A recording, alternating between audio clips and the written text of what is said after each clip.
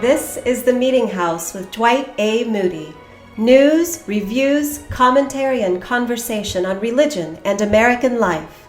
Now, here is Dr. Moody. And hello, everybody from the Meetinghouse. I am Dwight A. Moody. Glad to be with you today. Thank you for tuning in again. Thank you for your interest in religion and American life. And by that, we mean religion in our personal lives as well as in our public life.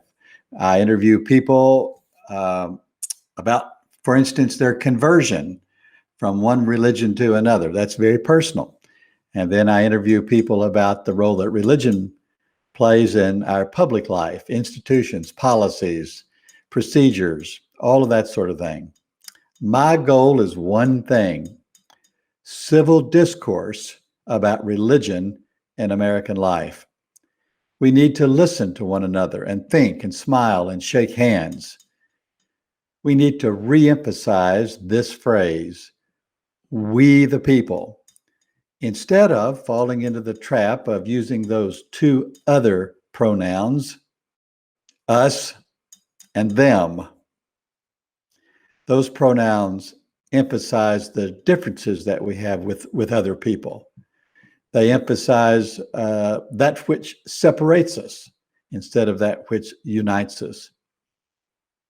In the Meetinghouse, we want to emphasize the common human experience of religious faith. It could be Christian faith, as it is most often in the United States, but it could be no faith, which is increasingly true in the United States.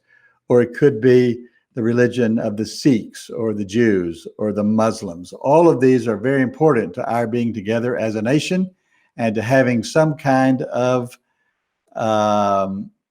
community, some kind of common values and common discourse. In a few minutes, I'm going to interview Stephanie Spellers. I'm going to play an interview that I've had earlier with her, talking about her book, The Church Cracked Open: Disruption, Decline, and New Hope for Beloved Community. Beloved community, of course, is a word that we use to describe our church experience. It's not always beloved and it's not always community, but this is our ambition. This is our goal. This is the ideal. And this past year, there's been a lot of disruption. This past decade, there's been a lot of decline. But right now, we think there's a lot of new hope. And that's the message of Stephanie Spellers. She is an assistant to the presiding bishop of the Episcopal Church in New York City. And she's very articulate, very engaging, and I know you'll want to stay tuned to hear this interview. But of course, in the Meetinghouse, first, I always start with the news. And I'm going to do that, brought to you by PerfectoCoffeeInc.com. You can order your coffee at PerfectoCoffeeInc.com. I sent some coffee to Reverend Spellers at the conclusion of our conversation, and she has enjoyed it. You will too. I've got 5 stories today from Denver, Colorado. That's where we'll start out west. The Reverend Nadia Bowles-Weber, a very well-known name in the religion world. She's been installed as the first pastor of public witness for the Evangelical Lutheran Church of America. The controversial minister is perhaps best known for her New York Times books, including one entitled Shameless: A Sexual Reformation, and her earlier book entitled Pastrix. That's a play on the word pastor, a feminization of the word. Pastrix: The Cranky, Beautiful Faith of a Sinner and Saint. That book outlaid in a book full of prayer and profanity, I might add. Her memoir of her journey, which began as an alcoholic stand-up comic and ended with her being a Lutheran pastor. What a story. Bowles-Weber was the founding pastor of the Church for All Saints and Sinners in Denver. Isn't that a great name for a church? Quote, almost everything I say is just a translation of really basic Lutheran theology, she said on the occasion of her installation. They're the ones who gave me the language in the first place. You know, I've never met Reverend Bowles Weber, and I've never heard her speak. I've read a lot of articles. I've read some of her stuff. I've watched little clips. Some people really like her. Some people do not, but she reaches a powerful and important constituency in America.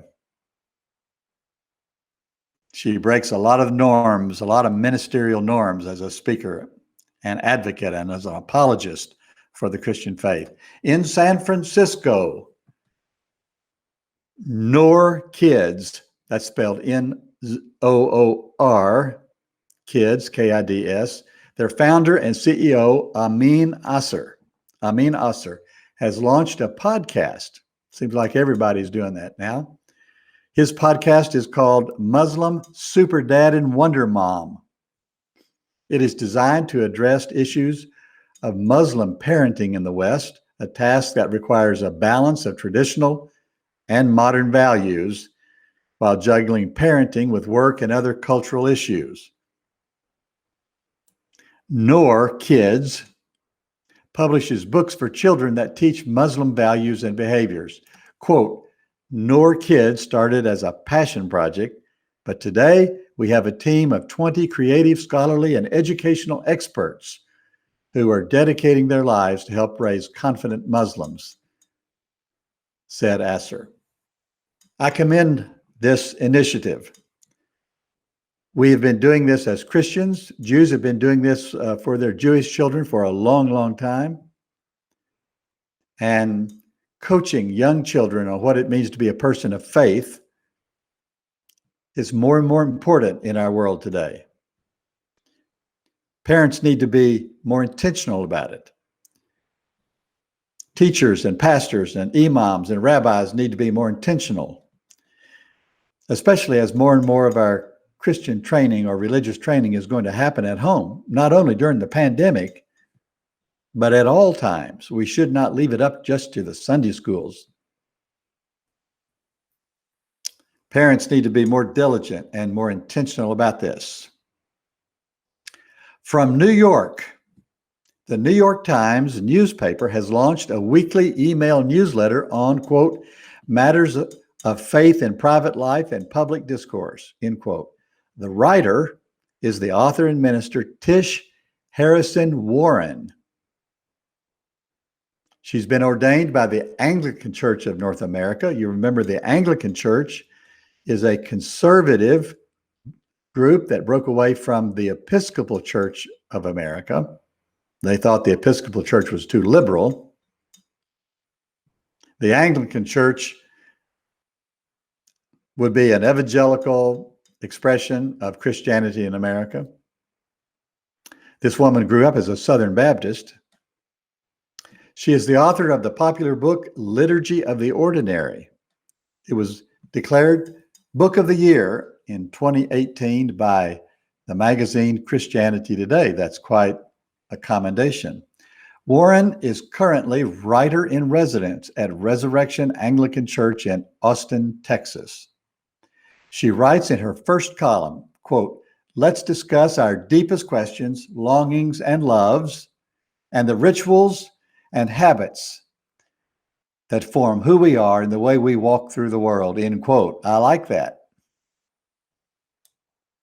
I'm going to have to subscribe to her newsletter. Maybe she'll subscribe to mine.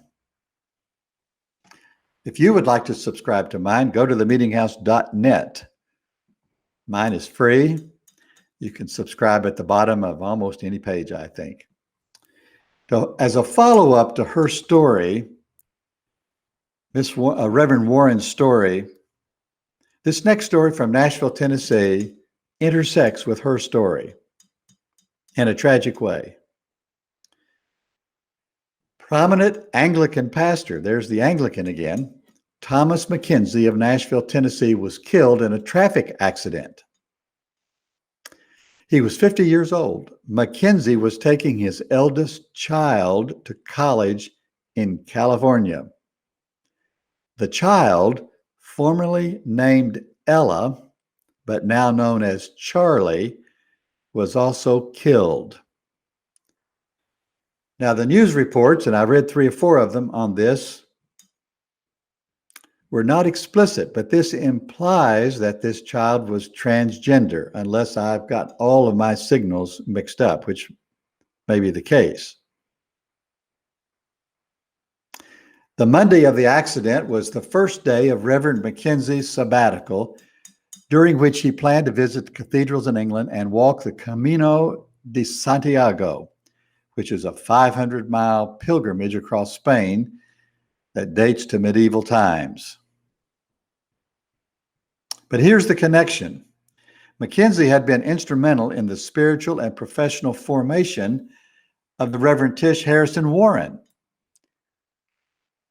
When Ms. Warren was doing student ministry at Vanderbilt University, Mackenzie, her mentor while in Nashville, was the pastor of the Church of the Redeemer in Nashville, Tennessee. That is, Mackenzie helped Reverend Tish Harrison Warren to find her congregational roots, to find her identity as a person called to ministry, and to help ordain her.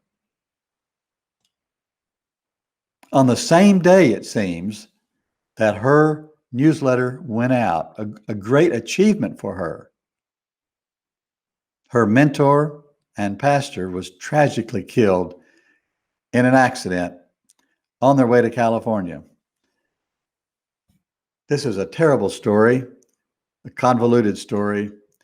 We send our condolences to everybody touched by this tragic death.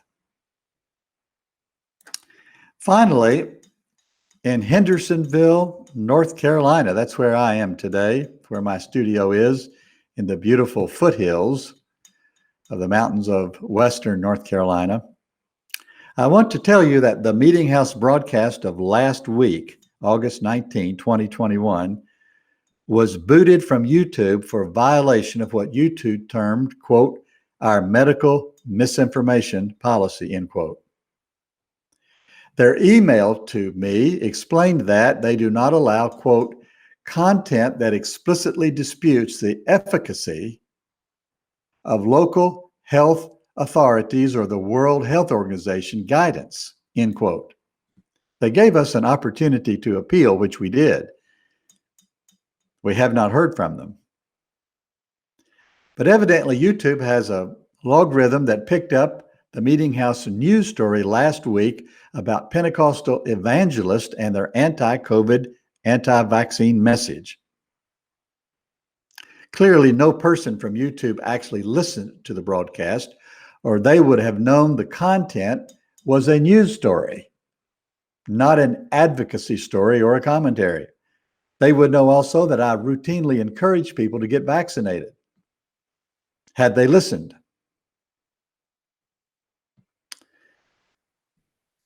This is cancel culture. The first time I have been on either end of this cancel culture.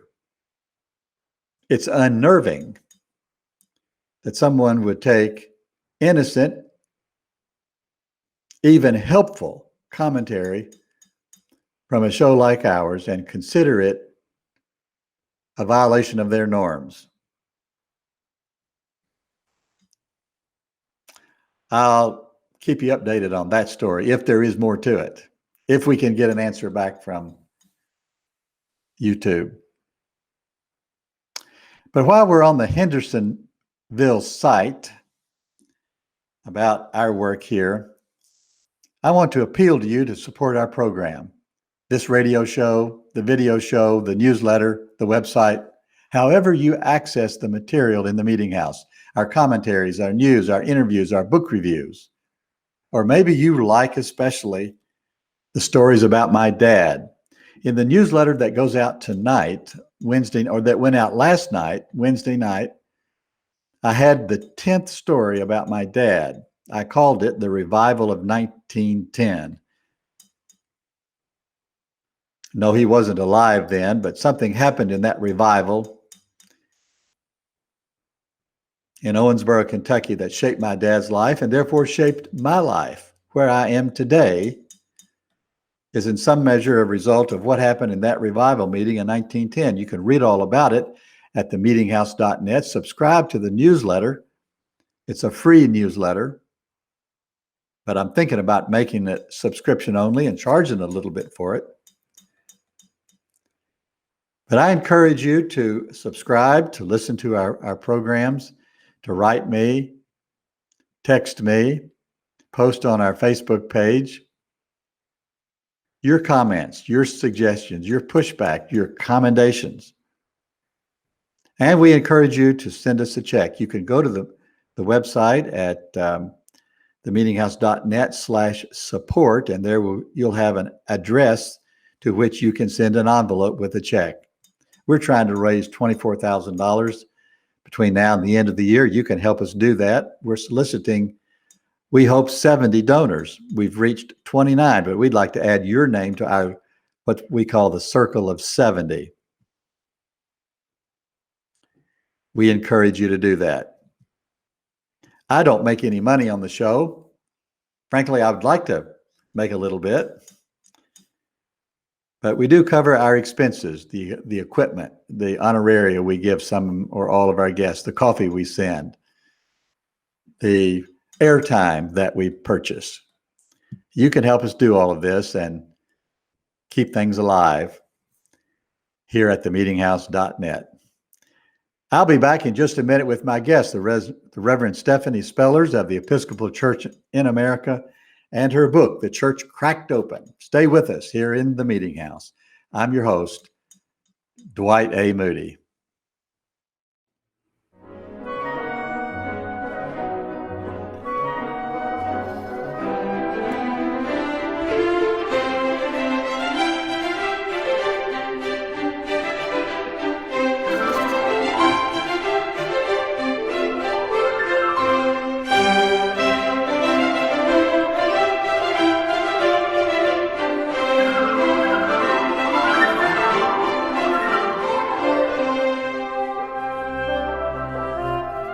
Welcome to the Meeting House.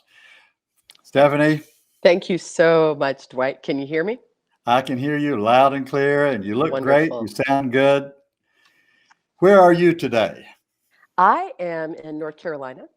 Really? I'm actually at the first gathering that we've been able to have, kind of a gathering that's really kind of an in-person conference here at Cayuga Camp and Conference Center. And so it feels kind of good because I went to college in North Carolina. And so to now be here, we just had Eucharist, and it was just the biggest blessing to have people gathering in a big circle, like 60 people, but still big circle, and to give thanks to God and to share communion and sing. And it was glorious. So so I'm actually in the library here. And well, I'm on the road too in a private home, and I just posted a picture on Facebook of the get up I had to stack up in order to create. Yep, I've got that too. I totally got that. A broadcast. I'm checking out my place. Angles and everything. I'm like, I know. We're good. Now, the Cayuga Conference Center. Mm-hmm. What county is that in? I mean, it's outside of Asheville. So it's western North Carolina. We're here in the mountains. I'm real close to Hendersonville. Well, I have a studio and an office in Hendersonville, and I do, and normally broadcast from there. You're kidding. So we could have done, if you were home, we could have done this from your We could have done it live in my home studio. Who would have thought? Who would have thought? So I drove over the mountains through Knoxville over to Nashville to cover this story. Had a wonderful time. Good. I'm glad. You're in North Carolina. Where did you go to college? You said in North Carolina? I went to Wake Forest University. Oh, really? Yep. Demon Deacon, 100%. Amen. Went to high school in Knoxville, Tennessee, actually. So I know that drive from western North Carolina to East Tennessee. Those are my old stomping grounds, all of it. Even if I live in New York City now, this still feels very, very familiar. Feels like home. Now, what kind of connections do you have with Kentucky? What do I remember about that? Kentucky is truly home. Yes. Kentucky is where I grew up, in Frankfort, Kentucky, central Kentucky, the little bitty capital city. Yep. It's where my whole family still is to this day. Yep, my mother, my brother's in East Tennessee, but everybody else in my family is within an hour. Everybody is within 1 hour of Frankfort, Kentucky. And Well, then there's me in New York. you in New York, you've made it to the big time. Well, Kentucky is my home, and I've got three children who live within an hour's drive of Frankfort, two sisters as well, many nephews. So lots of my roots, all of my roots really, are within a couple of hours drive of Frankfort, Kentucky. And soon as I finish the show today, I'm on the road to Owensboro, Kentucky, where my dad is from, and Owensboro. yeah. I love this. Yeah, so I was a pastor there for 6 years Mm-hmm. before I moved to Georgetown and Yep. served as professor of religion and dean of the chapel there for a decade. So Got it. now tell us, I'm a Baptist, Stephanie. You're going to have to tell me and our listeners, what is a canon? Your title is Canon to the Presiding Bishop. What in the world does What this is a mean? canon? So first of all, presiding bishop, maybe I'll start there. Presiding Bishop Michael Curry is the head for the entire Episcopal denomination. Right. So Episcopalians, not just in the USA, but actually in I think like 16, 17 other countries, are all a part of the Episcopal Church. And so he's like the Pope in a way for all of us. So I serve as one of his canons. And that means if you think about canon, like what does a canon do? It kind of like fires forth. It goes, Right. it sends that like out. Yeah. So I say that I, as a canon, am like the ball that goes flying out from the presiding bishop. I serve as an extension of his ministry. So the things that Michael Curry and our whole church hold dear: evangelism, we hold dear racial justice and reconciliation, the care of God's creation, church planting, ethnic ministry, social justice ministries. All of those are part of what I shepherd on the presiding bishop's behalf. So cannons go boom on behalf of a bishop. You've got a big portfolio, but cannons also explode all over the country and and create excitement and sometimes destruction and all sorts of things. I mean, that image I've been known to do these things. Without realizing. We're going to talk about your fabulous book, The Church Cracked Open, in a few minutes, but I want to continue this. Now, the Episcopal Church in America is part of a global Anglican communion. Amen. Say just a word about that. So way back in the day, would have been, I guess, like in the 1400s, King Henry VIII, we know the story, right? Yeah. Broke from the Roman Catholic Church and created the Church of England. Out of that Church of England, there are any number of other churches that kind of were founded around the world. And that's the global part of our global communion. So the Episcopal Church is the American expression, but actually we, even based in America, we also have reach into other countries too. But all of us are a part of that Anglican communion. We are all connected through the Archbishop of Canterbury. Maybe you've heard about him, Justin Welby. So we are all connected, and we call them bonds of affection. So it's not that we all have to follow all the same rules. The church in Tanzania isn't supposed to be like the church in Lexington, Kentucky. But we are all in loving relationship with one another, and worshiping Jesus and loving God. Amen. Along the Anglican way. Well, let me ask you now about the Anglican Church of North America. I am part of the Cooperative Baptist Fellowship, which broke away from the Southern Baptist Convention 30 years ago. Something similar has happened in the Episcopal Fellowship. Tell us about that. So I don't know when the Anglican Church in America, that particular expression, was officially born, but I know that it came out of really a few generations of just disagreement and for some folks, that disagreement was something that they just could not reconcile. And some of it was around women being ordained. Mm-hmm. And but I think the piece that really sealed it for a lot of these folk who left was the ordination, the consecration of a gay bishop, Yes. who was out and partnered, and Bishop Robinson Bishop Gene Robinson. from You know it. Lexington, Kentucky. Exactly. Yeah. Gene, come on now. Yeah, Gene. Whenever I see Yeah, him, I'm like, I know that face. I know you. that. The next time you see him, he's Mhm. working up at Chautauqua now, isn't he? Yeah, yeah. Yeah, And I've been to spends a lot of time in Chautauqua, DC as well. but Yeah. when you see him, you tell him that I am trying to get hold of him to be my guest on the Meeting House. Ah, yeah, yeah. To talk about his journey, about Chautauqua. Mhm. It's a great place in my life. So, um, well, let me ask you this. You wrote this book, The Yes. Church Cracked Open, right? You were writing on it during the pandemic. Yes. Yeah. Now, I put in the request, or not the proposal to write the book came in June of last year. Like I wrote that proposal in June of last year. So this entire thing was conceived, written, published during pandemic. well, before we get to the book, how Mhm. has the Episcopal Church fared during the pandemic? Yeah. I mean, my experience is that we've been really careful. Hmm. That, we look around and I've talked to some clergy and leaders who are like, other denominations aren't being this careful. Yeah, Others are coming together.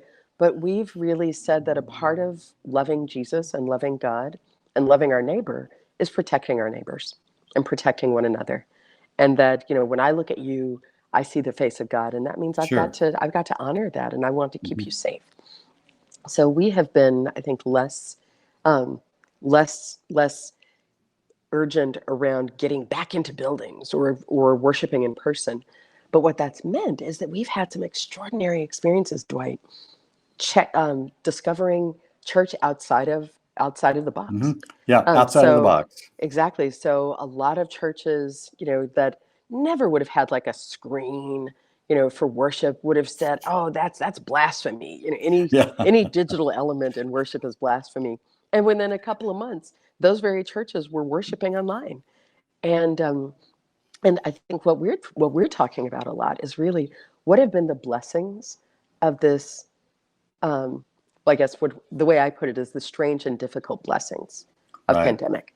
To Yeah. say nobody asked for this, we never would have, but now that we've been in this situation, what are the things you actually hope you can keep?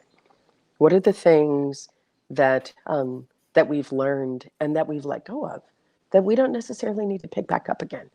And so, the attachment to buildings, we've seen churches releasing some of that. The attachment to having the priest nearby in order to make something holy. Priests couldn't go, around any more than anybody else could. So I think people have discovered the holiness of their own homes and families. We've been encouraging small groups, Boy, that is a great lots of title good for a things.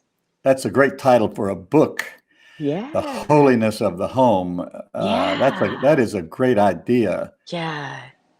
And and why a not great. explore that? Why? Because like if we had told people it's time to start house churches and small groups and do things in your homes, they'd been like, no, stop telling us what to do. With COVID, especially, oh my goodness, like last Easter when we really couldn't be in home or in our buildings, some figured out how to do Easter together this year. But Mhm. last year we were running um, just kind of little tutorials on how to build an altar at home. I think this I is a hope people great never idea. forget that. Many Protestants have resisted the idea of having a sacred spot or an altar at home, or even a sacred art. But now the pandemic, as a matter of fact, one of the most interesting things that I have spoken about to churches is for every home to have its own communion set.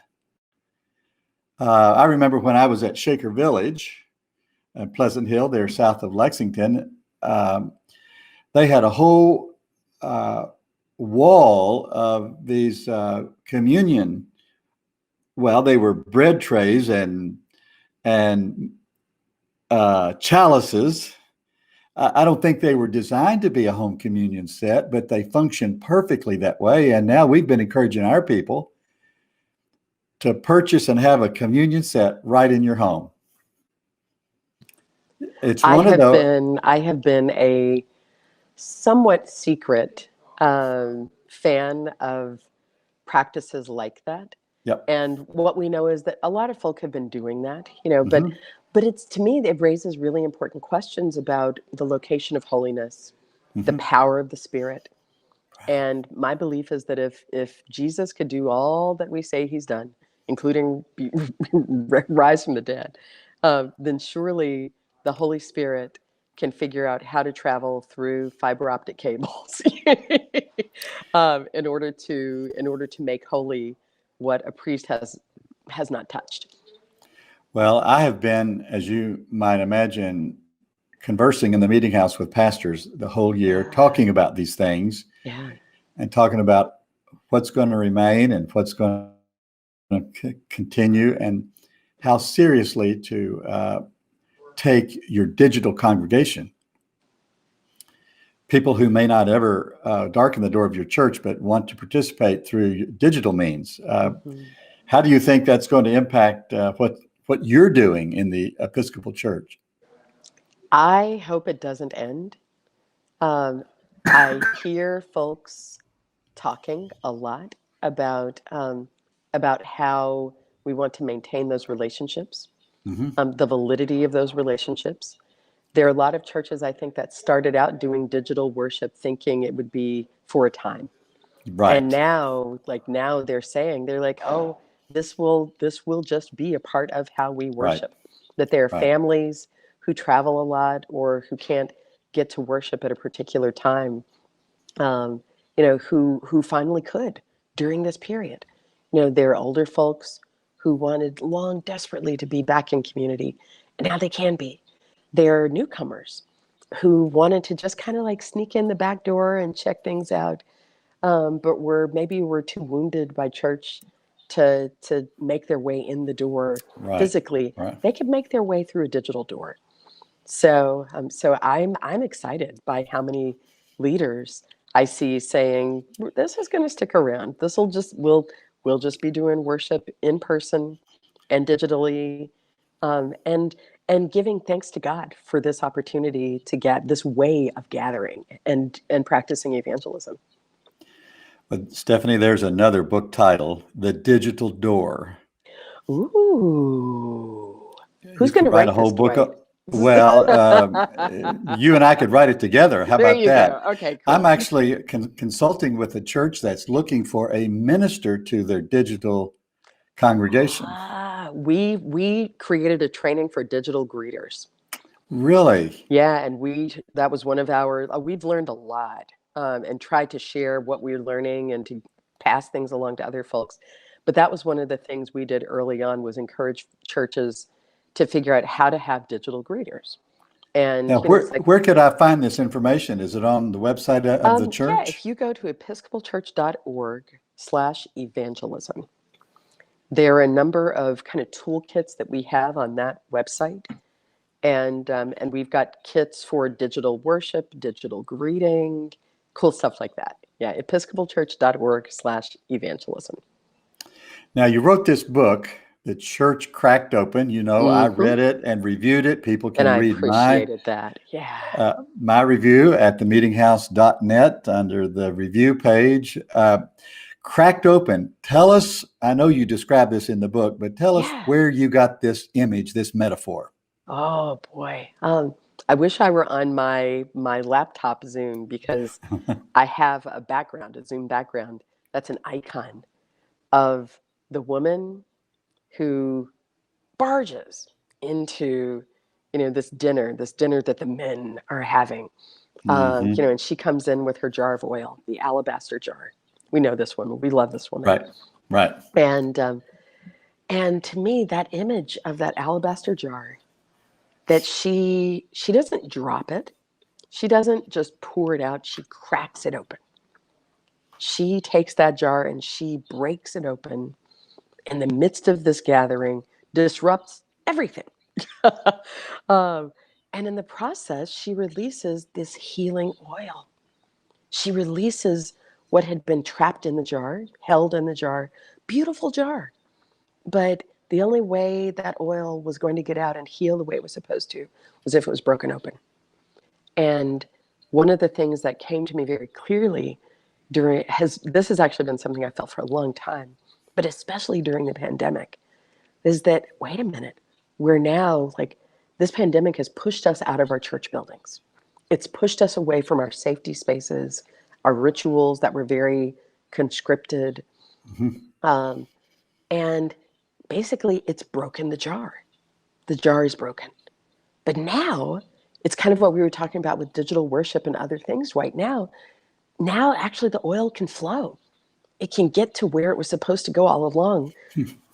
It was never about the jar. It was about what was in the jar. But we've been There's worshiping another the phrase. jar.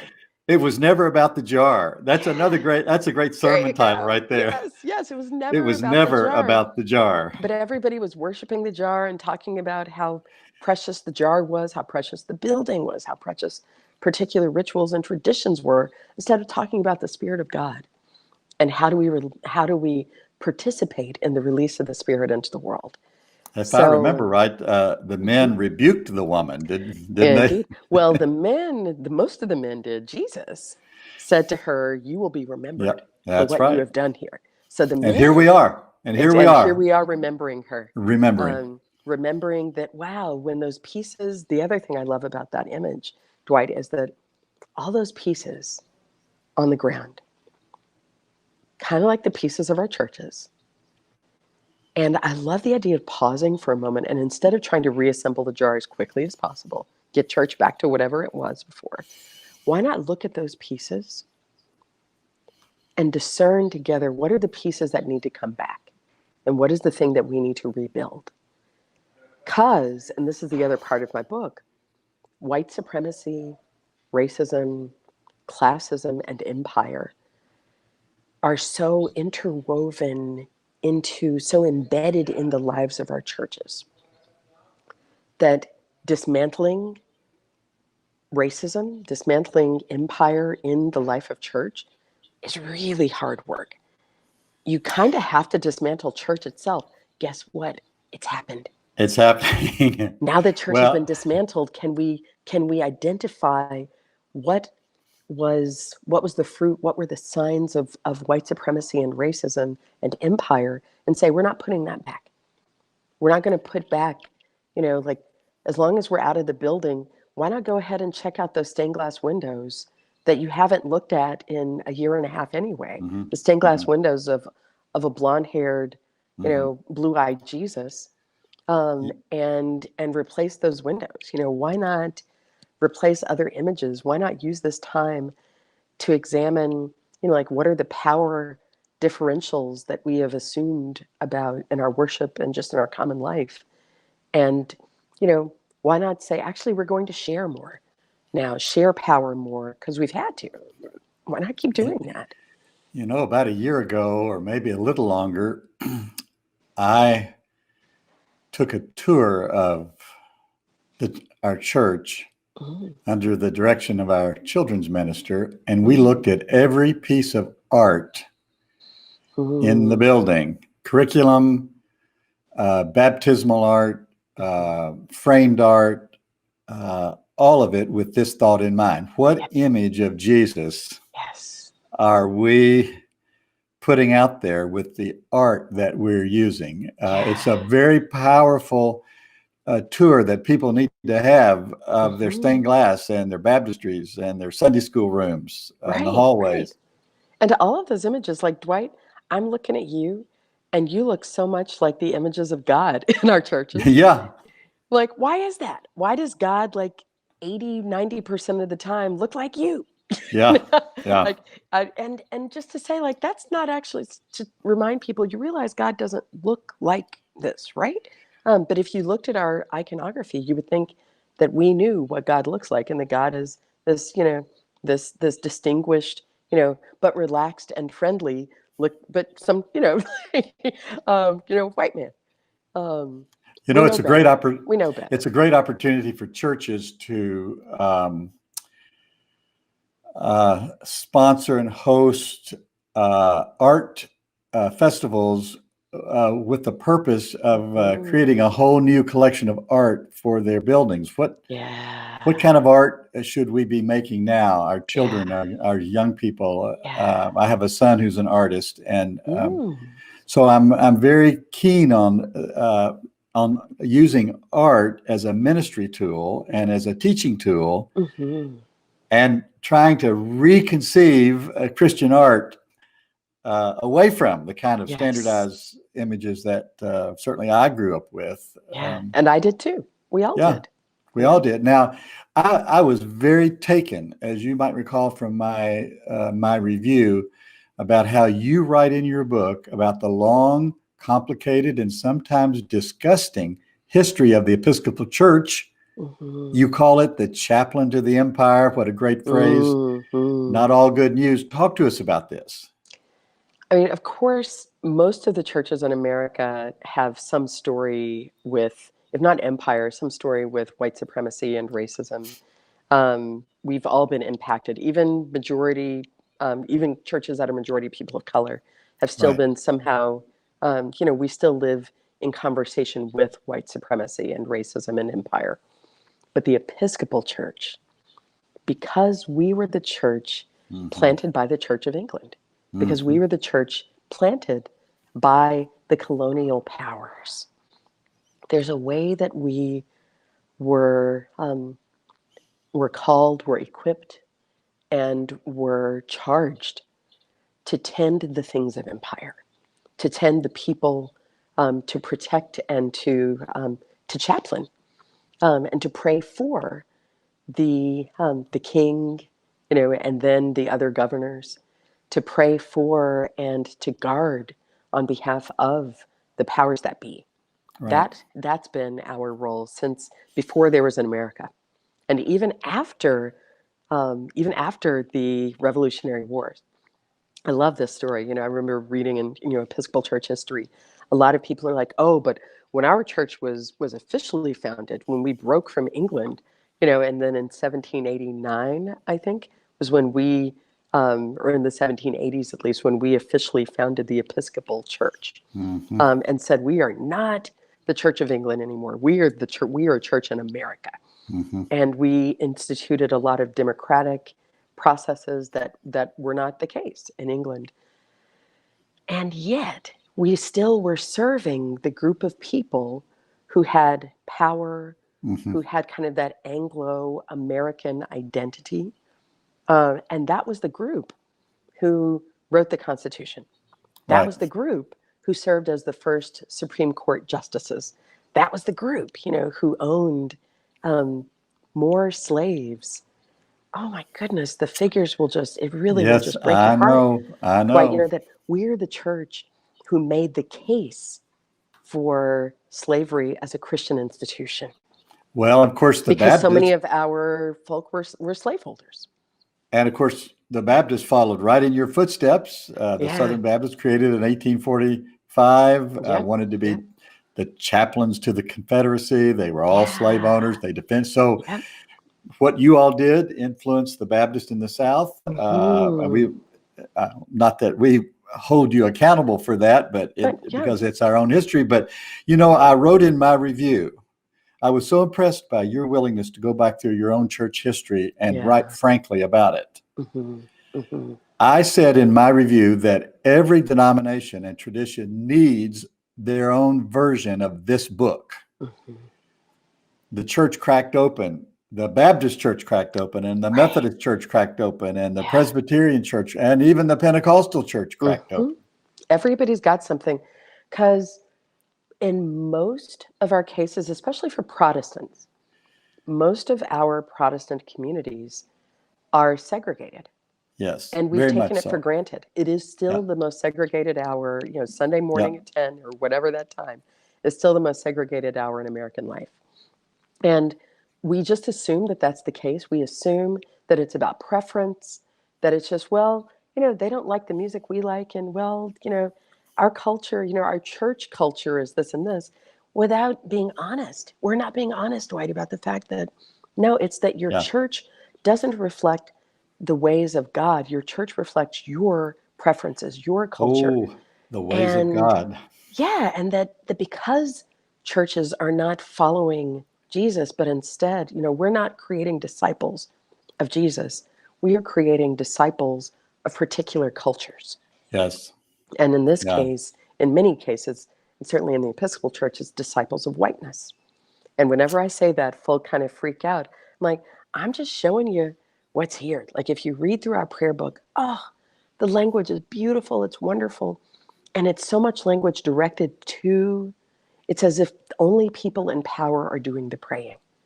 And we're always praying for those unfortunate souls out there somewhere, Out there somewhere. Yeah. as if they're not members or leaders in our own churches, because in the Episcopal Church, people who've had less money and less education haven't been a part of our churches. And our church is a bookish church, and not just a bookish church, but it's a church of high literacy, high education, Right. and when you try to question that, folk really get upset. And my thing Yeah. is, you realize again that like God speaks in many ways, but we've gotten so attached to a particular cultural expression as if that is the voice of God, and that's heresy, that's idolatry, and that's part of what has to get cracked open. Well, in your book, I remember I went back and read my review. I failed to bring a copy of the book with me on my trip over the mountains, but I have it on my phone. you've got it right there. You laid out a very practical plan for church renewal. And this is what I wrote. I want to quote from my review, quote, Nice. 1 billion people won't read this book. And that's a reference to the famous Michael Curry sermon, at the wedding. And that's unfortunate. Were that to happen, it would trigger revival, renewal, reformation, and renaissance all at once, not just in the Christian community, but of the whole human race. That's because there is a wideness to the vision of Reverend Spellers and a winsomeness as well, full of hope and insight and practical direction. End quote. That's what I wrote about it. Woo! You were so kind. So describe briefly the practical plan that you laid out that so impressed me, and I think will impress others. You bet. Well, in the Episcopal Church, we've been coming face to face for some time now with the fact that we've been discipling people to a particular culture, and not necessarily making disciples of Christ. Yeah, yeah. Mm-hmm. And so, something that we introduced about 3 years ago is called the Way of Love, and it's a rule of life. It's what monastics and other, Christians on the path with Jesus have been following for centuries.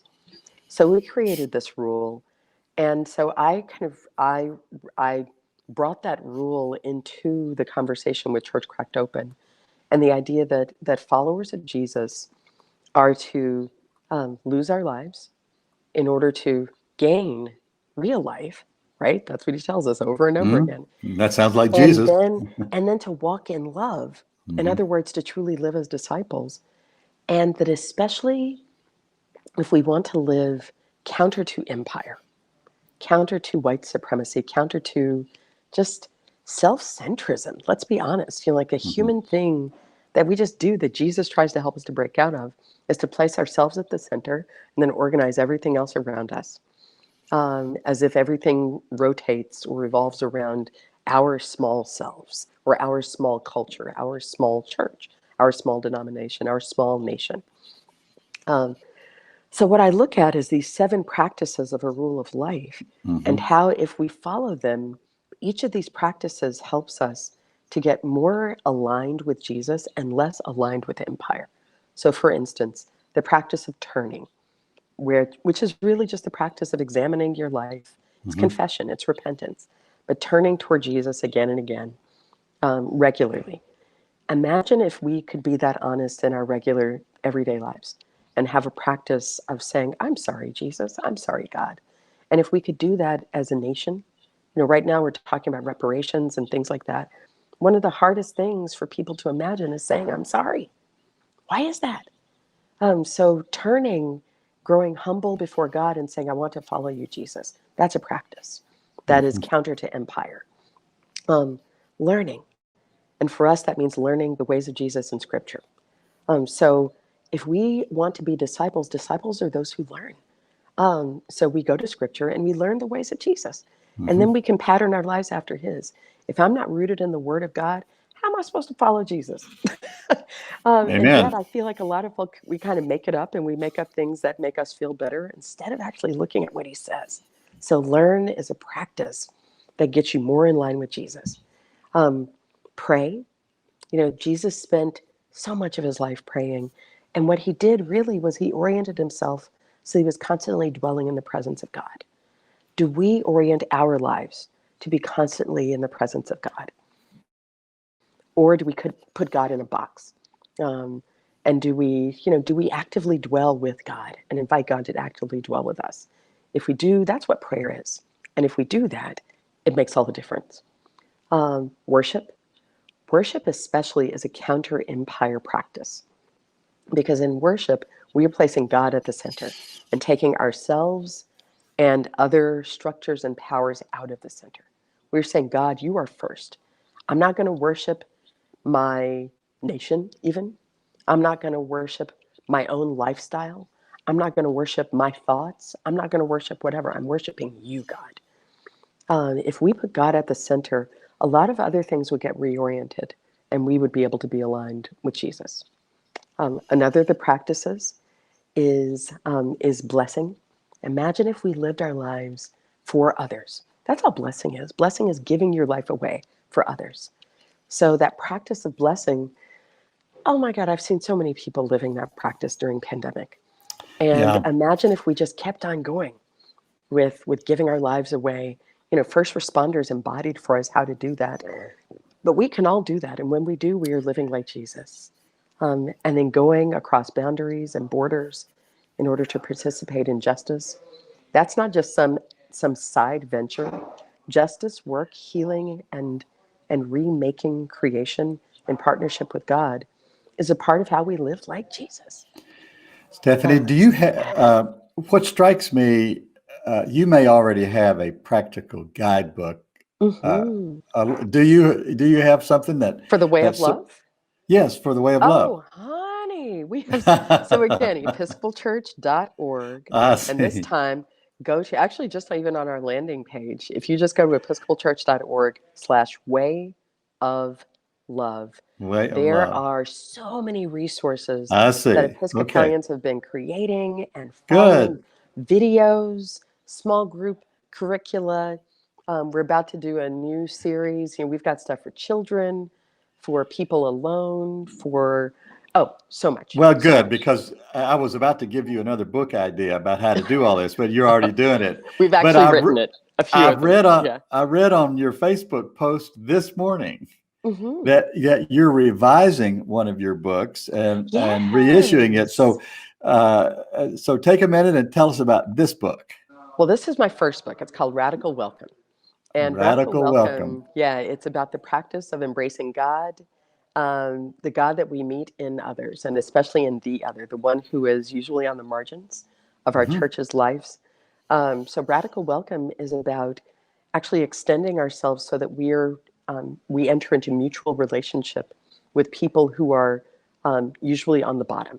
Mhm. And again, it's not just welcome, it's not just the practice of hospitality, but it's really looking at what are the things that our churches have been doing that made it impossible for a lot of groups, people of color, young people, um, lesbian, gay, bisexual, transgendered people, poor people, at least in my church, um, people with disabilities, so many folk who feel like that sign Yeah. that says the church welcomes you, Yeah. they Yeah. see an invisible sign underneath Yeah. that says, but not you. But not you. That's a Yeah. great statement. Yeah. And We need to take that sign away. yeah. Mm-hmm. Stephanie, it's just great to talk with you about your book and to feel coming through this Zoom like connection we have your energy, your spirituality, your hope, your optimism, your courage. thank you for what you're doing. Give my regards to your boss. I remember very much his sermon he preached, The Dream of God. I remember the title and everything in Lexington. I hope our paths cross again real soon. Wait. Oh, sorry, Dwight. Yeah, there you go. Very good. I was just attempting to take it off mute. There's some talking going on behind me. I can hear it. I look forward to more conversation and offer blessing to you and to Thank you. all of our Baptist and Baptist brothers and sisters, but also just everybody in this human family of God. Thank you for gathering us in. And the next time you come to the mountains of North Carolina, I hope I'm home and can host you there. So, and I hope we can have some pulled pork. Blessings on you. This is the you. Meetinghouse, where we have wonderful conversation on religion and American life. I'm your host, Dwight A. Moody. I'll be back in just a minute with my...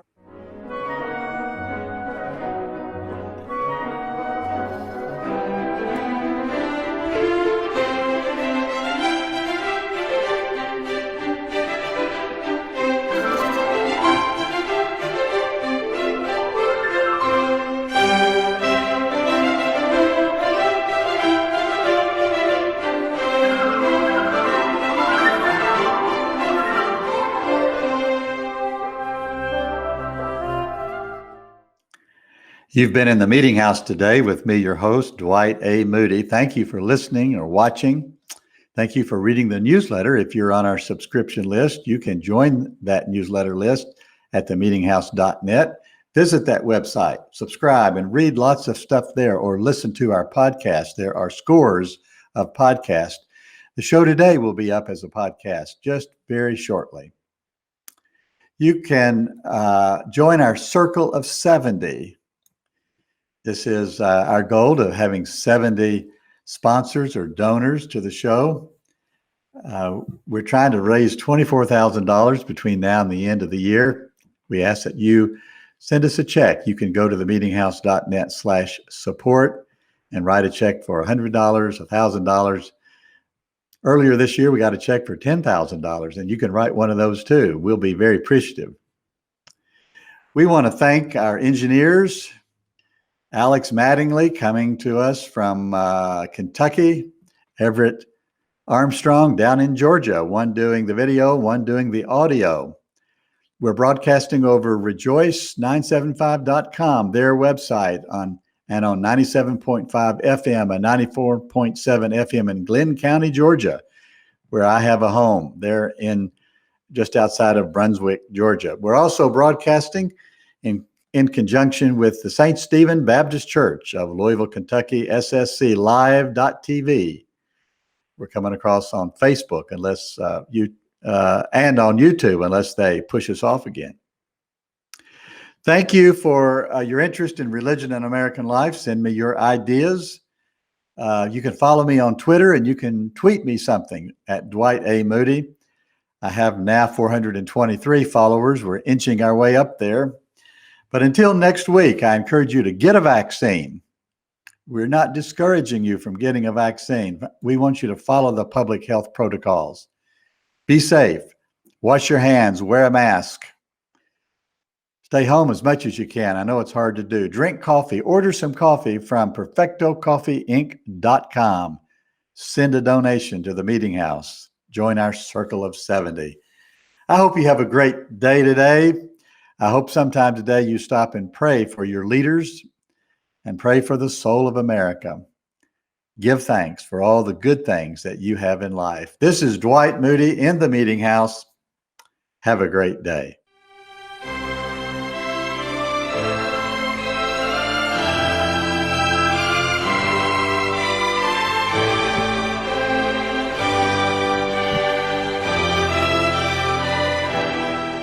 You have been in the Meetinghouse with host Dwight A. Moody. Thank you for watching or listening today. Visit our website at themeetinghouse.net for more news, reviews, commentaries, and conversation on religion and American life.